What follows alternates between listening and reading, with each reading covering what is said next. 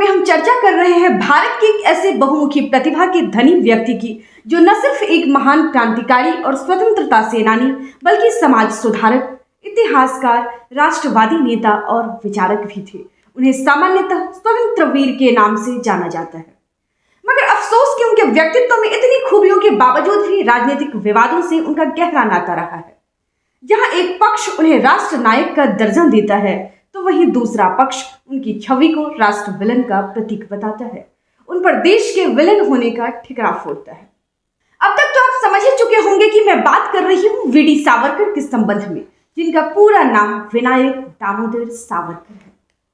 यह अजीब विडंबना ही है कि कभी राष्ट्रीय स्वयं सेवक संघ और भारतीय जनसंघ के सदस्य न रहे विनायक दामोदर सावरकर का नाम संघ परिवार में काफी मान सम्मान और इज्जत के साथ लिया जाता है। वर्ष 2000 में तत्कालीन प्रधानमंत्री अटल बिहारी वाजपेयी उस वक्त के राष्ट्रपति महोदय के नारायणन के पास यह प्रस्ताव भेजा था कि वीडी सावरकर को भारत के सर्वोच्च नागरिक पुरस्कार भारत रत्न से सम्मानित किया जाए। हालांकि राष्ट्रपति महोदय ने वाजपेयी जी के उस प्रस्ताव को ठुकरा दिया था। इस वीडियो के माध्यम से आप जानेंगे वीडी सावरकर की जिंदगी की कुछ अनसुनी रोचक कहानियां, तो वहीं कुछ दर्द भरी दास्तां। लेकिन उससे पहले बात उनकी शुरुआती जीवन की। उनका जन्म महाराष्ट्र के नासिक जिला के भागुर गांव में हुआ था। राधाबाई और दामोदर पंत सावरकर के घर जन्मे वीडी सावरकर का बचपन कुछ सुखद नहीं कहा जा सकता। महज 9 की उम्र में मां और 16 साल की उम्र में अपने पिता को खोने के बाद उनकी परवरिश और शिक्षा की पूरी जिम्मेदारी बड़े भाई गणेश की रही। भाई के साथ ज्यादा वक्त बीतने के कारण स्वभावतः विनायक के व्यक्तित्व पर भाई गणेश का गहरा प्रभाव रहा। बचपन से ही पढ़ने में तेज तर्रार रहे विनायक ने 1901 में मैट्रिक की परीक्षा पास की। कॉलेज में दाखिला मिलने से पहले ही उनकी शादी यमुना बाई के साथ करा दी गई। शादी के बाद उनके विश्वविद्यालय और उच्च शिक्षा का जिम्मा उनके ससुर ने उठाया। इस तरह विनायक शादी के बाद पढ़ने के लिए विलायत चले गए। अब विनायक के इंग्लैंड जीवन की कुछ रोचक कहानियां। बात 16 अक्टूबर 1906 के एक शाम की, जब एक ब्राह्मण इंडिया हाउस के एक कमरे में झींगे अर्थात प्रॉन्स तल रहा था। उस दिन उसने एक गुजराती वैश्य को अपने यहाँ भोजन पर बुलाया था, जो दक्षिण अफ्रीका में रह रहे उन भारतीयों के अधिकारों के लिए लड़ रहे थे, जिनके साथ उस वक्त तमाम तरह की ज्यादती हो रही थी और उन्हें किस्म किस्म की दैनिक भेदभाव से गुजरना पड़ रहा था। अधिकारों से वंचित उन्हें दक्षिण अफ्रीकी भारतीयों के अधिकारों के प्रति दुनिया का ध्यान आकृष्ट कराने के लिए लंदन पहुंचा था। उस व्यक्ति का नाम था मोहनदास और वे ब्राह्मण थे विनायक दामोदर सावरकर। इधर भोजन तैयार होने के बाद जब सावरकर ने उन्हें भोजन करने को कहा, तो मोहनदास ने जवाब दिया, मैं शाकाहारी हूँ। उनके इस जवाब को सुनते ही वह ब्राह्मण ठहाके लगाकर हंसने लगे और कहा कि बिना एनिमल प्रोटीन खाए आप ब्रिटिश सत्ता का क्या ही मुकाबला करेंगे। बता दें कि उस वक्त मोहनदास सिर्फ मोहनदास करमचंद गांधी थे। वे महात्मा नहीं थे और न ही वे भारत वापस लौटे थे। स्पष्ट शब्दों में कहा जाए तो बाद के वर्षों में आजादी के मुख्य नायक रहे महात्मा गांधी से उस वक्त हिंदुस्तान पूरी तरह महरूम था। उन दिनों मोहनदास परमानेंट रूप से यानी कि अस्थायी तौर पर दक्षिण अफ्रीका में रह रहे थे और दक्षिण अफ्रीकी भारतीयों पर हो रहे नस्ल भेद के खिलाफ एक मुहिम छेड़ने की तैयारी में थे। दरअसल वे सत्याग्रह करना चाहते थे। इंग्लैंड दौरे में वे उन सभी भारतीयों से मिलने गए थे जो इंग्लैंड में रह रहे थे। इसी सिलसिले में इंडिया हाउस भी गए थे, जहां उनकी मुलाकात वीडी सावरकर से हुई थी। गांधी और सावरकर की यह पहली मुलाकात थी। नेक इरादों से हुए इस औपचारिक मुलाकात के बाद आखिर ऐसा क्यों हुआ कि 30 जनवरी 1948 को जब राष्ट्रपिता महात्मा गांधी की हत्या हुई, तो गोडसे समेत जिन लोगों की गिरफ्तारी हुई थी उसमें वीडी सावरकर भी शामिल थे। हालांकि सबूतों के अभाव में उन्हें रिहा किया गया था। इस घटना के संबंध में भी मैं बातचीत करूंगी, लेकिन उससे पहले बात करते हैं हिंदुस्तान की नेकी में वीडी सावरकर का क्या योगदान था। वीडियो की शुरुआत में ही मैंने आपको बताया कि सावरकर को लेकर देश हमेशा से 2 गुटों में बटा रहा है। पहले देश के लिए उनके योगदान की और उस पक्ष की जो उन्हें राष्ट्र नायक बताते हैं। सावरकर को लेकर आरएसएस, संघ और भारतीय जनता दल की क्या सोच है, उनकी क्या राय है, उनका क्या नजरिया है, किसी से छुपी नहीं है। बता दें कि भाजपा के एक नेता और 90 के दशक में भारत के प्रधानमंत्री रहे अटल बिहारी वाजपेयी ने सावरकर के संबंध में एक बार कहा था, जो बरसों तक सड़े जेल में उनको याद करे, जो बरसों तक सड़े जेल में उनको याद करे, जो फांसी पर चढ़े खेल में उनको याद करे, जो फांसी पर चढ़े खेल में उनको याद करे काला पानी को, अंग्रेजों की मनमानी को, याद करें काला पानी को, अंग्रेजों की मनमानी को, कुल्हों में जुट तेल पेरते सावरकर से बलिदानी को। इसमें कोई शक नहीं है कि पूर्व प्रधानमंत्री अटल बिहारी वाजपेयी ऐसा कहकर वीडी सावरकर के उस त्याग को, उन कार्यों को देशवासियों और विपक्षी दलों को याद दिलाना चाह रहे थे जो उन्होंने देश हित में किया था। इसमें कोई शक नहीं है कि देश हित के लिए सावरकर को काफी तकलीफ उठानी पड़ी। अंग्रेजों ने सावरकर को जीते जी और उनकी जिंदगी को नर्क से भी ज्यादा बदतर बना दिया था। उन्हें मजबूरन नर्क की जिंदगी जीने को बाध्य कर दिया था। बता दें कि विलायत जाने से पहले सावरकर को अपने राजनीतिक विचारों के लिए पुणे के फर्ग्यूसन कॉलेज से निष्कासित किया गया था। इस सिलसिले में उनके बड़े भाई गणेश सावरकर को पहले ही गिरफ्तार किया जा चुका था। ऐसा कहा जाता है कि लंदन से जो पिस्तौल सावरकर ने भेजा था, उसी से पुणे के कलेक्टर की हत्या हुई थी। इसी आरोप के चलते उन्हें गिरफ्तार कर लिया गया था। बचपन से ही क्रांतिकारी विचारों के रहे विनायक दामोदर सावरकर 1904 में अभिनव भारत नाम के क्रांतिकारी संगठन की स्थापना की।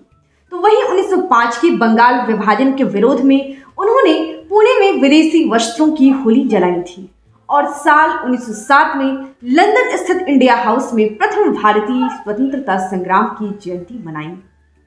बता दें कि जिस वक्त लोग 1857 के सैनिक विद्रोह की चर्चा करने से भी डरते थे, उस दौर में उन्होंने 1857 की क्रांति को भारत का प्रथम स्वतंत्रता संग्राम बताया।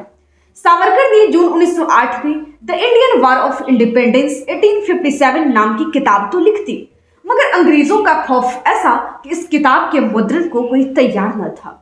उन्होंने किताब प्रकाशित करने के लिए लंदन से पेरिस और जर्मनी तक को लांघ दिया, लेकिन बात न बन सकी। हालांकि काफी मशक्कतों के बाद उस किताब को हॉलैंड से गुप्त रूप से प्रकाशित किया गया और इसकी प्रतियां फ्रांस पहुंचाई गई।